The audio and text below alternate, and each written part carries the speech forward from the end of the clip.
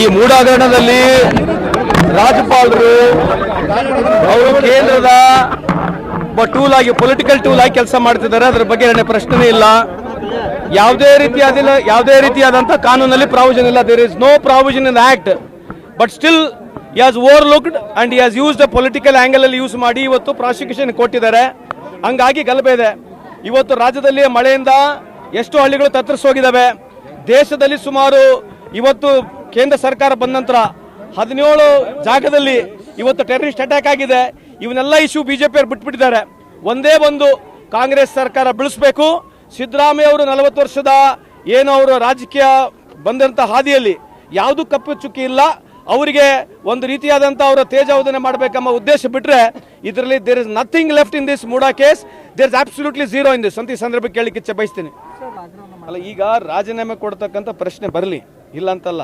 ಯಾವ ಬೇಸಿಸ್ ಮೇಲೆ ಕೊಡಬೇಕು ಅಂದರೆ ಗವರ್ನರಿಗೆ ನೀವು ನಾಳೆ ಹೋಗಿ ನರೇಂದ್ರ ಮೋದಿ ಸಾಹೇಬ್ರ ವಿರುದ್ಧ ನೀವು ಅದನ್ನು ಪ್ರೆಸಿಡೆಂಟ್ಗೆ ಕೊಟ್ಬಿಡ್ತಾರೆ ಪ್ರಾಸಿಕ್ಯೂಷನ್ ಕೊಡೋಕೆ ಒಂದು ರೂಲ್ಸು ಪ್ರೊಸೀಜರ್ ಇದೆಯಲ್ಲ. On what basis he has to give prosecution ಅನ್ನೋದಕ್ಕೆ ಕೇಂದ್ರ ಸರ್ಕಾರದ ಗೈಡ್ಲೈನ್ಸ್ ಇದೆ.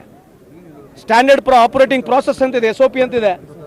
ಅವ್ರು ಮಾಡಿರ್ತಕ್ಕಂಥದ್ದೇ ಇದೆ, ಸುಪ್ರೀಂ ಕೋರ್ಟ್ ಹೇಳಿರ್ತಕ್ಕಂಥದ್ದಿದೆ. ಏನು ಕಾರಣ ನೀವು ಬಿಜೆಪಿ ಅವ್ರಿಗೆ ಕೇಳಿ ಸರ್. ಇಲ್ಲಿವರೆಗೆ ಯಾರನ್ನ ಒಬ್ಬರು ಇಲ್ಲಿವರೆಗೆ ಏನು ಮೂಡ ಹಗರಣ ಇದೆ, ಮೂಡದ ಓನರ್ಶಿಪ್ ಬಗ್ಗೆ ಏನೇನು ಡಿಸ್ಪ್ಯೂಟ್ ಇದೆಯಾ? ಮೂಡದ ಲ್ಯಾಂಡ್ ಏನಿದೆ ಇಲ್ಲಿವರೆಗೆ ಡಿಸ್ಪ್ಯೂಟ್ ಇದೆಯಾ? ಏನು ಡಿಸ್ಪ್ಯೂಟ್ ಇದೆ ಅದರಲ್ಲಿ? ಇವರೇ ಕೊಟ್ಟಿರ್ತಕ್ಕಂಥ ಇವ್ರ ಅವಧಿಯಲ್ಲಿ ಕೊಟ್ಟಿರ್ತಕ್ಕಂಥ ಸೈಟು, ಇವರೇ ರೆಸಲ್ಯೂಷನ್ ಮಾಡಿರ್ತಕ್ಕಂಥದ್ದು, ಇವ್ರದೇ ಸರ್ಕಾರ 125 ಸೈಟ್ ಕೊಟ್ಟಿದ್ದಾರೆ. ಕೇವಲ 14 ಸೈಟ್ ಮಾತ್ರ ಅಲ್ಲ, 14 ಸೈಟ್ ಇವರೇ ಕೊಟ್ಕೊಂಡು ಮತ್ತೆ ಇವ್ರು ಯಾಕೆ ಅಕ್ರಮ ಆಗಿದೆ ಅಂತ ಹೇಳ್ತಾ ಇದ್ದಾರೆ? ಅವ್ರು ಜನಕ್ಕೆ ಹೇಳಬೇಕಲ್ಲ, ಹೌದು ನಮ್ಮ ಅವಧಿಯಲ್ಲಿ ಅಕ್ರಮ ಆಗಿದೆ ಅಂತ ಇಲ್ಲಿವರೆಗೆ ಹೇಳಿದಾರ?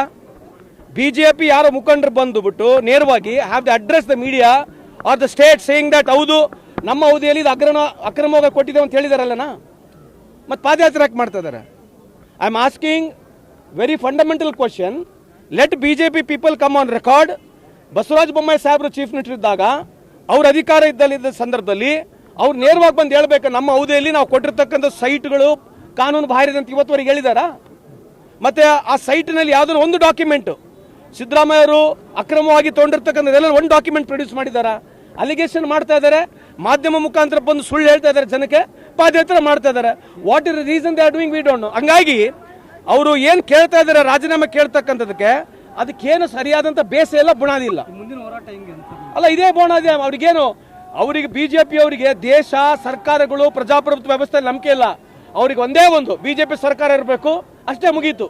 ಯಾವುದು ಮೊನ್ನೆ ಈಗ ತಾನು ಹೇಳ್ತಾ ಇದ್ದಲ್ಲ, ಮೊನ್ನೆ UPSC ಎಕ್ಸಾಮ್ಸ್ನಲ್ಲಿ ರಿಸರ್ವೇಷನ್ ತಂದಿಲ್ಲ.